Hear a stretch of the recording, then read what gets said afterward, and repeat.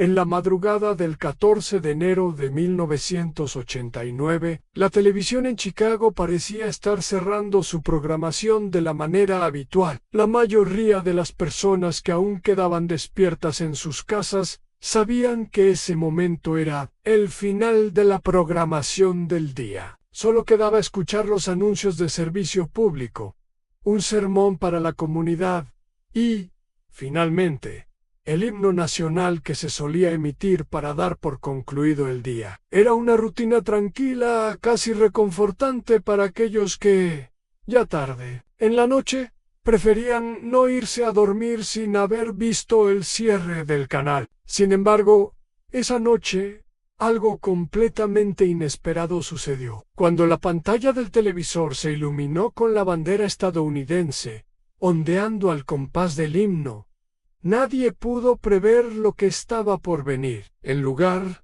de la típica pantalla que indicaba el cierre del canal, la imagen cambió bruscamente. Un cartel de baja calidad apareció en la pantalla, que mostraba una fotografía de una joven con grandes gafas y un nombre, Johanna López. A la imagen era tan borrosa que parecía un photocopy de un photocopy, lo que dificultaba incluso distinguir sus rasgos. No había voz en off, ni ninguna explicación de quién era esta joven ni por qué se emitía esa foto. Solo un número de teléfono aparecía en la parte inferior de la pantalla, invitando a las personas a llamar si tenían alguna información. Era la única pista sobre lo que estaba sucediendo. Las personas que permanecían despiertas se sintieron incómodas. Algo no encajaba en el aire. La imagen de Johanna López era inquietante, pero aún más desconcertante era la falta total de contexto. ¿Por qué esa foto?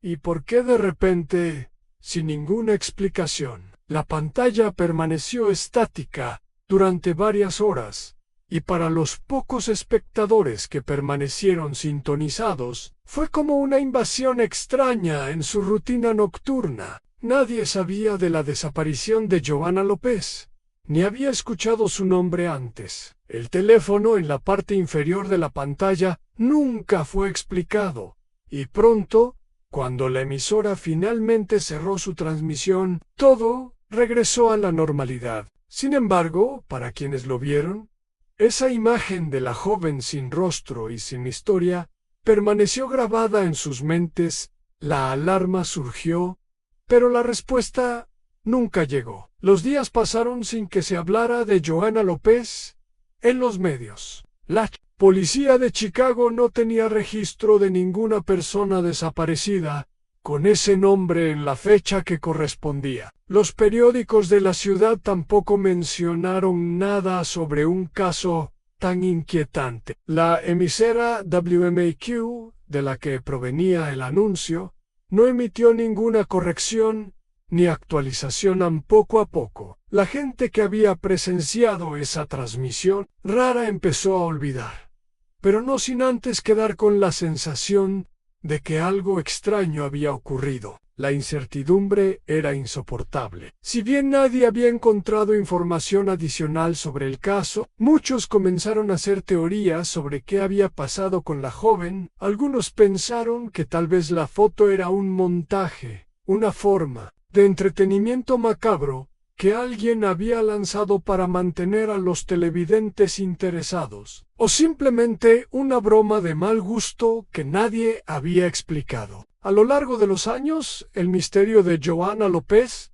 se convirtió en una leyenda urbana de Chicago. Las teorías iban desde la creencia de que era un caso de secuestro hasta la posibilidad de que la joven fuera un fantasma o un ser de otra dimensión. Sin embargo, ninguna de estas teorías encontraba fundamento en los hechos. Nadie había encontrado ningún registro de la joven, y los investigadores que se adentraron en el caso no lograron encontrar ninguna pista que explicara el origen de esa transmisión tan extraña. En 1991, 2 años después de la misteriosa transmisión original, la misma imagen de Johanna López apareció de nuevo.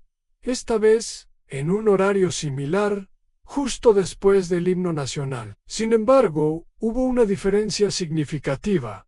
La imagen era un poco más clara que la anterior. La calidad de la foto era mejor, pero los detalles seguían siendo oscuros. El número de teléfono seguía siendo el mismo Han. Lo más inquietante de esta transmisión fue la duración de la imagen. En lugar de permanecer durante horas, como sucedió en 1989, esta vez la imagen se mostró solo durante unos segundos antes de ser reemplazada por la habitual pantalla de cierre de la emisora. Los televidentes que estaban despiertos en ese momento se quedaron desconcertados porque esa imagen apareció de nuevo.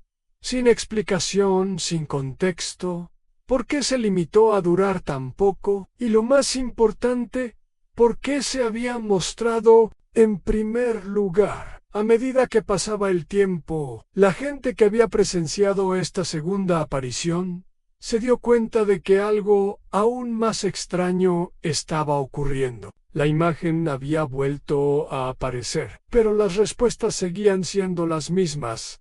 A ninguna. Algunos investigadores comenzaron a teorizar que Johanna López era una joven que había sido secuestrada, tal vez asesinada, y que la emisora de televisión había recibido un pago para mostrar su imagen, como una especie de señal para que su familia se pusiera en contacto con los secuestradores. Según esta teoría, el número de teléfono que apareció en pantalla sería el contacto de los secuestradores, que pedían a los padres que los llamaran para negociar. La falta de detalles en el cartel, la ausencia de un relato completo sobre la desaparición de Johanna, parecía confirmar esta hipótesis. Sin embargo, a pesar de que muchos pensaban que esta era una teoría plausible, la policía de Chicago nunca encontró registros de una desaparición con el nombre de Johanna López. No había rastros de la joven, ni informes que indicaran que alguien estuviera buscando a una niña desaparecida. A lo largo de los años, las investigaciones oficiales nunca revelaron ninguna información sobre el caso Ney. A pesar de los años que pasaron, el misterio de Johanna López no desapareció. En 2011, la aparición del video original en YouTube revivió el caso. Las comunidades en línea comenzaron a investigar de manera más intensa, revisando viejas grabaciones, buscando cualquier pista que pudiera arrojar luz sobre el enigma. La falta de información oficial seguía siendo desconcertante, y cada vez más personas se unieron al caso, tratando de desentrañar la verdad. El caso pasó a formar parte de los grandes misterios sin resolver de la televisión, junto a otros enigmas inquietantes como el incidente de Max Headroom, donde una interferencia similar apareció en una transmisión de televisión en 1987. Mientras tanto, los investigadores en línea continuaron buscando respuestas. Mientras las teorías proliferaban,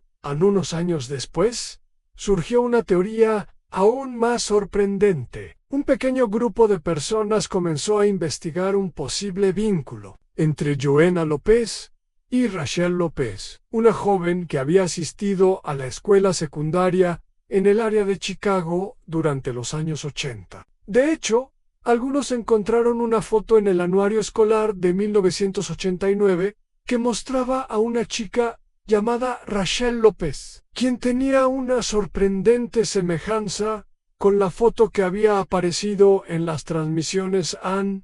Los investigadores comenzaron a pensar que tal vez la joven en la foto no era Johanna López, sino Rachel, y que por alguna razón había utilizado el nombre de Johanna al desaparecer, o que su familia había decidido ocultar su identidad en los registros oficiales. El giro final del caso se dio cuando un miembro del foro de Reddit logró contactar a una mujer llamada Johanna López, que afirmaba ser la misma joven que había desaparecido en 1989 en una conversación por teléfono. Johanna explicó que había huido de su casa en ese entonces, pero nunca había sido reportada oficialmente como desaparecida. Sin embargo, ella nunca confirmó si la imagen en la transmisión era realmente de ella. Este descubrimiento dejó más preguntas que respuestas, y el misterio de Johanna López continuó sin resolverse. Aunque algunos creyeron que finalmente habían encontrado a la joven, otros no estaban tan seguros. ¿Era ella la verdadera Johanna López o una coincidencia espeluznante?